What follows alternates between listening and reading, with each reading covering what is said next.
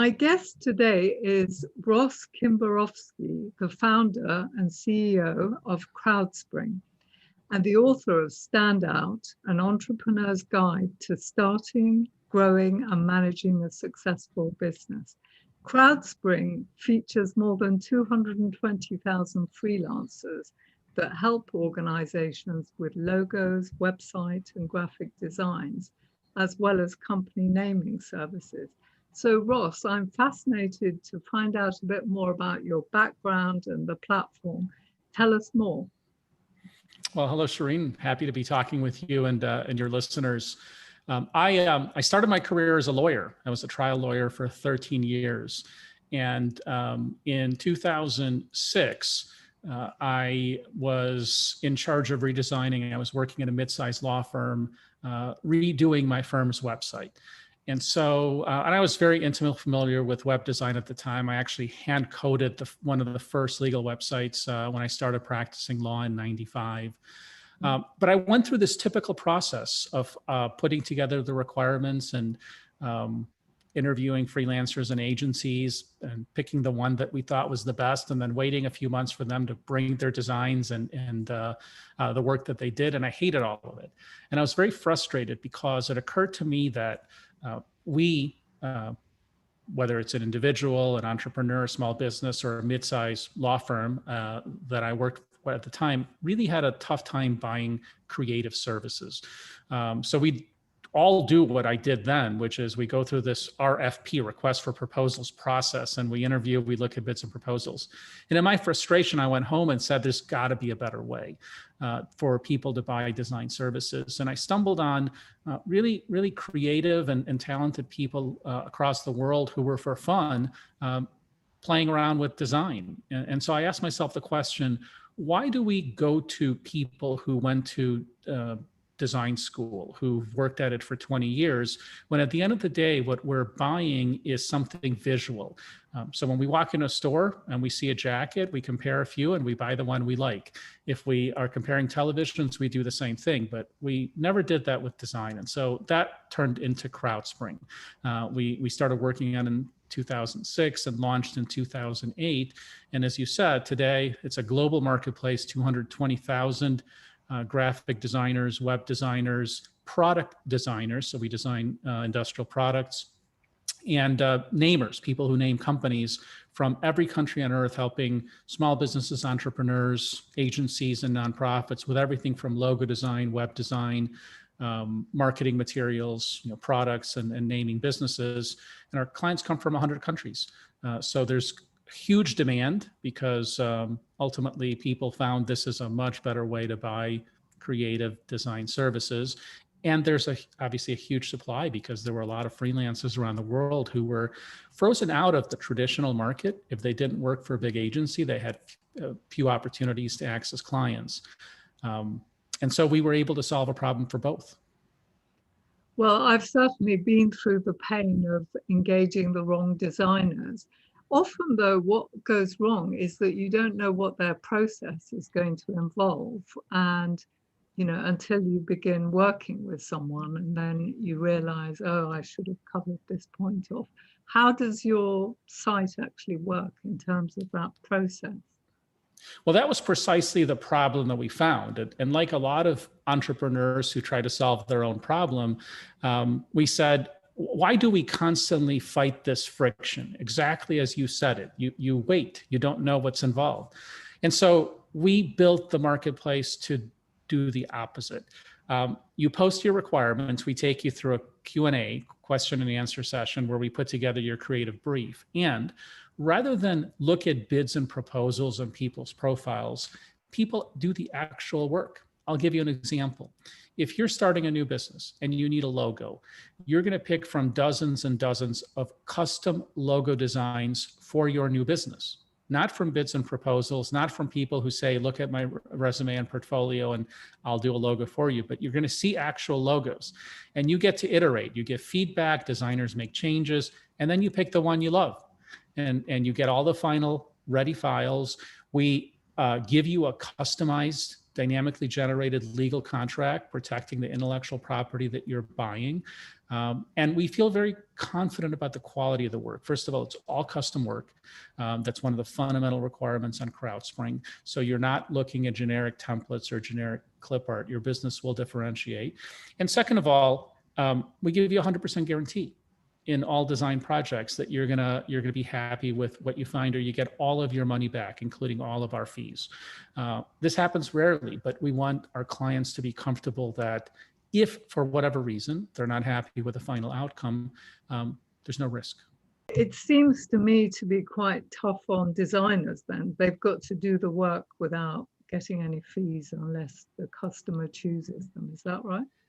It can be. And ultimately, when I was initially researching, when I stumbled upon this model and thought, this is an interesting way to solve the problem, that was the question I asked myself, is why wouldn't this be tough on designers who would participate? And so I did some research. I talked to hundreds of designers and agencies. And here's what I found. Freelancers and agencies have always worked on spec. So they've always done some work to find clients. I'll give you an example.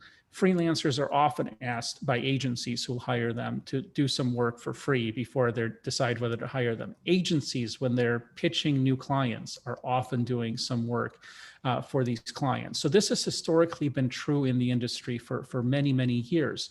The difference was that they weren't actually building a portfolio that they could then communicate to other clients of real work. And so when we ask people, is this a model that would be interesting for you? We got lots of different answers. Some people said, what I am most interested in is building a portfolio with real clients. I'm a young designer, I'm talented, but what I don't have is 20, 30 real clients for whom I've worked. And so this is an opportunity for me to do that as opposed to make up clients for myself. Other people said, you know what, I hate marketing. Hate going out, looking for clients, pitching them, trying to figure out on price, taking the risk they might not pay me, having them steal my intellectual property. What I would rather do, because 20% of my time, 30% of my time is spent marketing, I would just rather design. That's what I'm great at. If I could avoid marketing and just design, I'm happy to take some more risks that not all of my designs will work.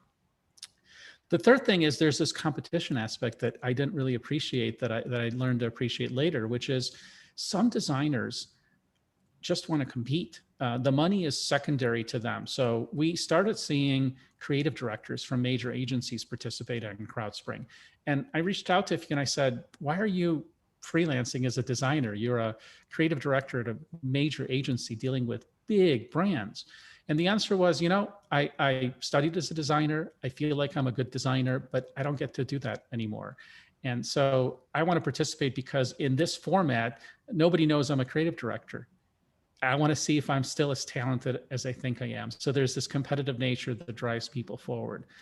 But ultimately, because we have designers around the world, they're motivated by many different factors. Some are making, very good and healthy living, freelancing and Crowdspring, and there are other marketplaces too. Some are adding some pocket change so they can buy some equipment or buy some additional clothing. And ultimately the motivations are different, but the fact that we've built this great community of hundreds of thousands of designers tells you that there is a huge demand. They're thirsty to find new clients, and they're happy to continue to participate in this model.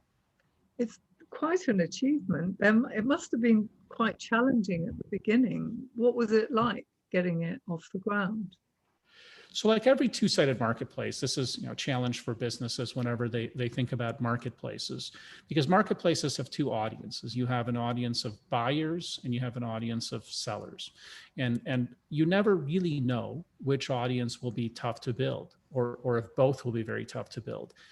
Most marketplaces have a natural organic path to growth if you can focus on one audience. Some marketplaces don't. So we early on hypothesized that if we could get demand high enough, if we can get more projects, if we can find more clients, that freelancers will be happy to work in this model. That at the end of the day, it was about solving for one side of the marketplace and making sure that we had fair, transparent policies for the other side of the marketplace. So I was an intellectual property attorney, and a significant focus of Crowdspring from the very beginning has been to establish very strict, very transparent, leading intellectual property rules for marketplaces in the world. So we have, as I mentioned, dynamic legal contracts. We have standards of conduct for both clients and creatives. We don't permit clip art or stock art in branding projects because you can't trademark them. We rigorously enforce even things like concepts. So because some of our project galleries are open, and this is the client's choice where everybody could see everybody else's work, you sometimes run into an issue where somebody introduces this very unique concept based on the brief, and other people will try to copy it, and we strictly enforce those rules. So somebody that introduces a novel idea is able to see it to fruition with that client without having other people copy and infringe on it.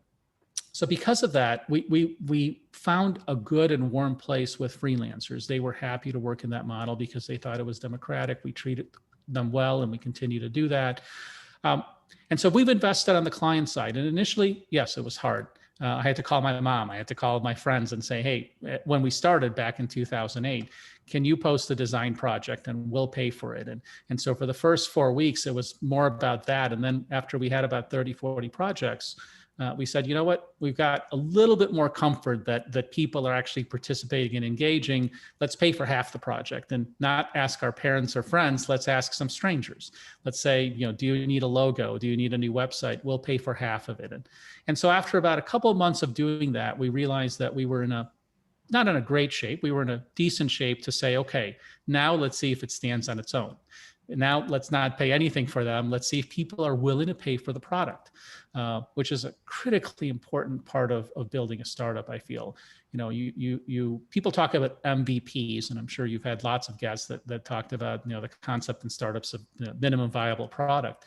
And I'm not a big fan of this concept of minimum viable product. I'm a fan of the minimum sellable product, which is building something that somebody else is willing to pay for. That's for me, has always been the driver. So people started paying for it, and we started building a nice marketplace. Sounds very interesting, because mostly the problems are around contracts with, you're creating IP, but then the client doesn't own the logo because they didn't use the right sort of agreement. I often have that, people want to trademark something and I say, oh, did you get the copyright in the logo? They didn't even realize that they should have got copyright assigned to them, as there was no agreement between the parties, So there's lots of problems I see out there through just the lack of contracts between buyer and, the designer and the client. So if you solve that problem, that in itself would give a lot of value to customers, I'm sure. That was actually one of the surprising things that we learned when we did the initial interviews. I was an intellectual property lawyer. I represented many businesses. I knew intellectual property was important. And we asked both sides, to what degree is intellectual property important? This is hundreds of businesses, hundreds of freelancers. And then, to what degree do you protect it? Shockingly, both sides, 100% of respondents, hundreds of people said intellectual property is very important, to your point. But very few of them actually did something to protect it. And the reason was because it was too expensive for some of these transactions. So if they were hiring an agency and spending $100,000, then they would go to an attorney and say, I need to protect this with an intellectual property agreement. If they were hiring a freelancer for $1,500, they felt really awkward because they didn't want to pay another $1,000 or $1,500 to work with an attorney to protect it. And of course, they might have felt awkward, but it was still a mistake, because if they spent that money and didn't properly protect the intellectual property, as you well know, they can't trademark it. They lose the value. And so the first thing we wanted to solve for both sides was this. And that's why contracts, custom contracts. So we actually take into account, because it's a global audience, where the people are from. So if it's a client in the US and a designer from the UK, the contract is going to have different language than if a client is in Australia and the designer is in Nigeria. So would you make it subject to English law, for example, or what? So we try to generalize to make sure that it's not hyper specific. So for example, if and it's driven by the client's location rather than the creative's location. So a UK client, for example, could be subject either to English law or subject to international treaties to which England is a party. Whereas a US client is going to be subject to US law, and of course the designer as well. If a client is in Japan, it's not going to be US law that's going to be relevant. It's going to be international treaties on copyrights that are going to be relevant to that client, because we want to make sure that these are fully enforceable contracts. So it might be challenging to get a contract that says Japanese copyright law is going to govern both the client and a creative who lives in Spain.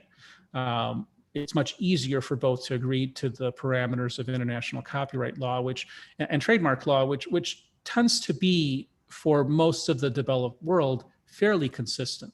Yeah. I mean, there's certainly some differences in intellectual property law around the world, but the differences are sometimes at the margins and maybe not always relevant to the kinds of work we're talking about.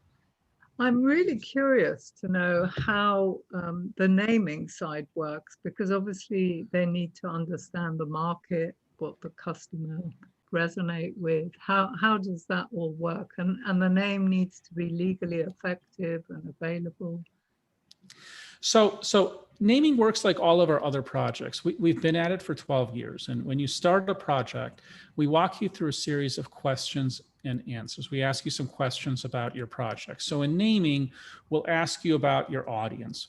We'll ask you about the product or your business. The customer needs to know all that first. Exactly, because somebody who's naming companies needs to understand the focus of the business and who they are talking to. And ultimately, whether it's an audience of 30 to 50-year-old women, or it's an audience of 70 to 90-year-old men. And ultimately we define, let's say personas for this audience, who you cater to, the kind of products you sell. We ask you to talk a little bit about your vision for your brand. So are you trying to build a luxury brand? Are you trying to build a brand that competes strictly on price? Because all of that impacts naming. And then once we put together the Q&A, we make the brief available to everyone in our community, and people then participate and start suggesting names, and not just names, but giving descriptions and explaining where the name comes from and how it fits what you're trying to do. And ultimately you can give feedback, and it works the same way. You pick your favorite. Now, when people suggest a name, they also tell you whether our URL is available. As you know, it's really difficult to not just find names, but some URL that's available for that name. And so part of the challenge. I don't think people need the .com nowadays, but I think that's one less complication. That it's already difficult finding a name. So if you must have the .com as well, it means you're going to come up with some really weird names. I agree. I also don't think it's critically important, but business owners still think it's important, and it's not unimportant. And so part of what we ask you is, do you need a .com? It may limit the kinds of names you get, or can you live with any kind of TLD, any kind of extension? And some people say, I'm open to ideas. Other people say, I must have a .com, and both answers are fine. But our namers actually tell you, is it available? And if it's not available for a $10 registration, if it's available for purchase from somebody and they tell you how much, maybe available for $500, $1,000. So the beauty is that it shortcuts that naming process considerably. If any of your listeners have never named companies, it's painful. Crowdspring took us 50 hours to name. So I can't remember what it's called, something squad, which delivers hundreds of names to people. How many names do you provide? Same idea. So we guarantee in naming projects, you're going to get at least 100 names, or you get your money back. And so naming projects can vary. Some people will get 1,000 name suggestions. Some people will get 150. A lot of it depends on what you're trying to build, sort of the marketplace that you're entering and the competition, and how well put together your creative brief is. And again, we do a pretty good job of walking you through. After 12 years, we've honed in on really the most important questions that we need answers to get you a successful project. And we offer a number of different categories. So one of the big advantages in a model like Crowdspring that I haven't talked about yet. But we were not only able to solve this problem for clients and freelancers, but we cut prices 10 to 50 times less than the industry. So a naming project starts at $299, including all fees. A logo design project's $299, including all fees. Now, there are different price points. As an example, if you're a small agency and you want to work with our very best creatives in a logo design project, you can launch what we call an elite project, where you work with 5 of the best. It's $899, including all fees, and all 5 get paid. Actually, to answer your earlier question, why do they work? We have a number of different project categories where all participants get paid. Right. And so there's motivation for them. But ultimately, pricing is a huge factor. We took 50 hours to come up with a name for Crowdspring. If I could have paid somebody $300 to give me name suggestions, I would have done it in a heartbeat. It is such a painful and frustrating process. It is, yeah. So it's quite a good name. And what was your own experience of branding the platform? Who helped you and how did you go about it? So this is some irony here. When we started thinking about how to build it, having gone through the process I talked about earlier, talking to agencies and hiring one and being frustrated, that's a terrible process. We must have had a temporary period of confusion. And so we hired an agency to design and develop our site. And it was a complete disaster, as probably every single person who is sane would have predicted. After 6 months of work, the work was horrible. And when they presented it, we hated it. I shouldn't have been surprised. It was the reason we started Crowdspring. And so we sat back and said, well, we were idiots. Why did we follow this process? We're building a business that's going to leverage the world to help other businesses build websites and logos. So let's just do that. We fired the agency and we held a global competition for the design of our website. That was how we launched. It was design our website that's going to now help other businesses do it. And we had hundreds of submissions from designers around the world. We ended up picking one. And here's the beauty of the model. And I'll give you 2 examples. The winning designer was a student in the Netherlands. We didn't know where they were. We didn't know who they were. We didn't know whether they were an actual designer, but we loved their work. And so for the first 5 or 6 years, our brand was very much driven by that original design. The other anecdotal piece of interesting tidbit is when we started researching this idea, what ultimately became Crowdspring, we manually tried to test this too. We had an open call for logo designs for our initial logo. And we, again, had hundreds of designs and we picked the winning designer and we had a call with them and said, well, where are you? And how long have you been designing? They were in Canada. They were a night janitor. They had just bought some design software 6 months before and decided they would give it a try. Now, we would have never hired a night janitor to design our brand. Most people wouldn't.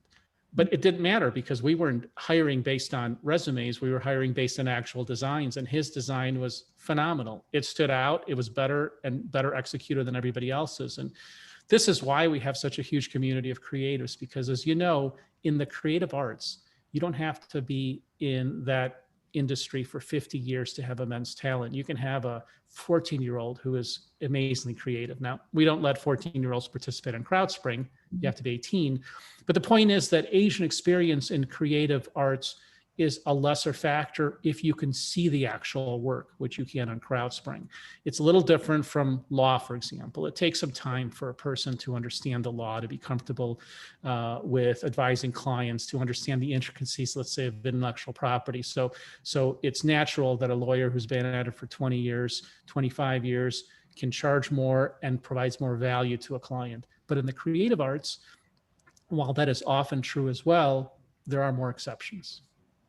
It really democratizes design then. If we think so. Get to. Right. So who does the trademark work? I mean, have you got a tech platform doing it? How do you do it? So we don't help businesses with trademarks. No, that's not an area that we cover. We help them with naming the businesses, and ultimately after we do that, it's up to them to if they want to formally file for a trademark application, they can do that. What about clearing the name and making sure it's available? You don't do that. Same thing. We don't do that. Now we've talked to partners over. Simpler. Yeah.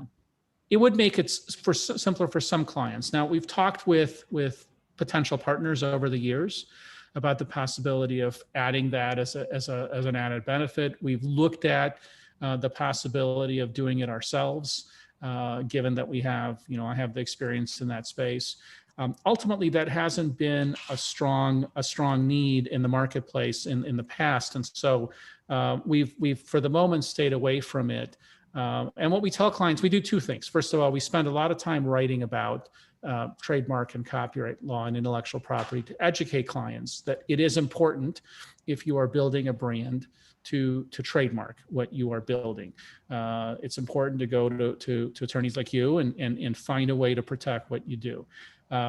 The second thing we do is we help educate them about what it means and what it means across the world, because in the US, for example, you don't need to file for trademark protection or copyright protection for that matter, but it gives you certain advantages, and it provides a notice to other people. So if you're building a brand that you feel is going to be valuable someday, something that you should definitely do.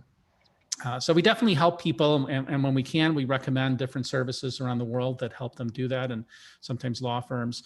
But we find, because we deal with so many different clients, most of our clients are 1 to 9 employees, but we work with Fortune 1000 companies. Mm-hmm. We work with agencies. We work with nonprofits. Many of our clients have established legal relationships with trademark firms and agents. And so this isn't as big a need for them as it is for everyone. I'm really curious what made you as a lawyer go into, you're obviously very entrepreneurial, but was this your first venture, or did you leave the law before this? This was my first venture outside the law. So when I started practicing in '95, that was the year the internet first became commercialized. And I'd always been entrepreneurial. I started in law school. I started numerous organizations. I started a school newspaper, which became the second top newspaper in the country. And so when I started practicing law, I quickly opened up an e-commerce practice at my first law firm. I was, a young attorney, 1 to 2 years experience, but nobody there knew what the internet was, and I did. And so it was an opportunity for me to start working with startups. I founded an e-discovery practice at my second firm when electronic discovery started gaining more prominence. And I had, for a long time before I left, thought about the possibility of leaving and starting my own company or joining a startup. Most aggressively right before the dot-com bust in the US. And the thing that stopped me, I remember this vividly because I was at a conference in Chicago where People PC was presenting. And People PC at the time, their business model was, we're going to give away a free computer and then advertise on it. And I remember standing outside the room with my brother, and I said to him, we can give away 2 free computers and double the advertising. We could make twice as much money. And after laughing about it for a while, we realized that the market was way too frothy. This wasn't the right time. And I didn't really have a passionate problem that I was trying to solve. I was trying to find a problem to solve. In 2006, when I ran into this web redesign problem, this was personally really painful and frustrating because I was embarrassed in front of my partners that they created this work and we spent a lot of money. And I was just frustrated as a consumer of creative services that it was so difficult for businesses and so expensive to buy design services. Yeah. So do you also help them with marketing? I mean, is the platform purely design, or because there was some content on your website about emotional marketing and stuff like that? Is that just content that you put out to help people? Yeah, at the moment it's content. So we share a substantial amount of content. Our blog, crowdspring.com/blog, is one of the top 30 small business marketing blogs in the world. We invest a lot of time in marketing because we've learned a lot of things, and we share those lessons with a global community. We are looking at the possibility of providing marketing services or marketing tools.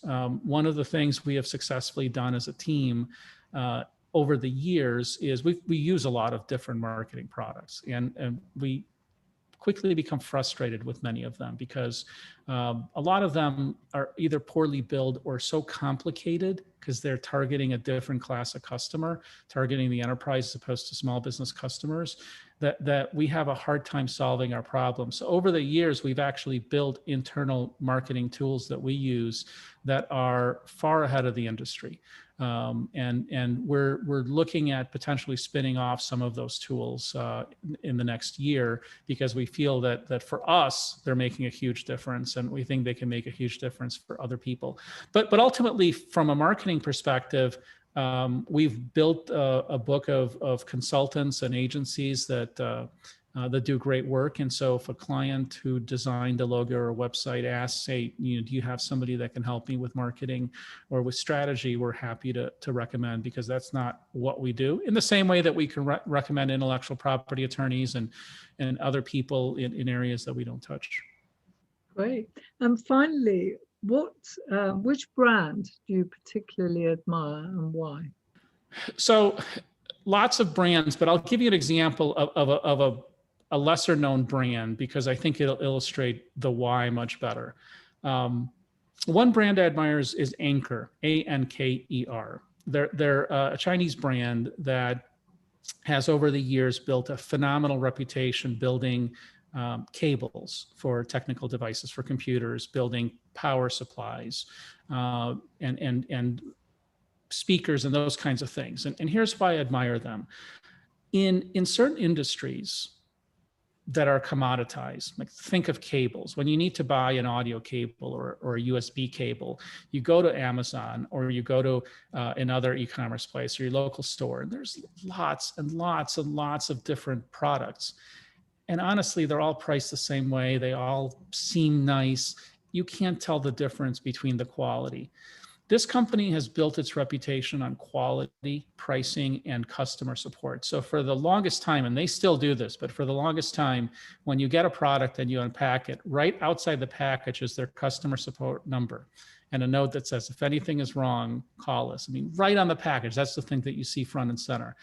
And as they did this over the years, and I've only had, I think, one cable fail in the last 7-8 years that I've been buying their products.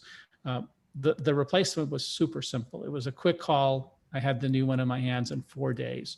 So I admire them because they are in a very competitive market where pricing is an issue for them.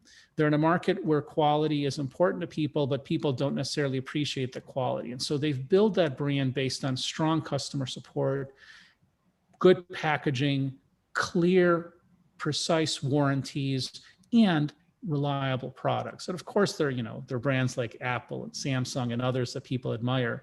But I wanted to highlight somebody that was different, that came out of nowhere, that competed in a space with big dominant players and carved out this great niche. So if I need to buy a cable, if I need to buy a power supply for a phone, and I have to go to Amazon now, I exclusively buy their products because they're reliable and I know they won't lead me astray.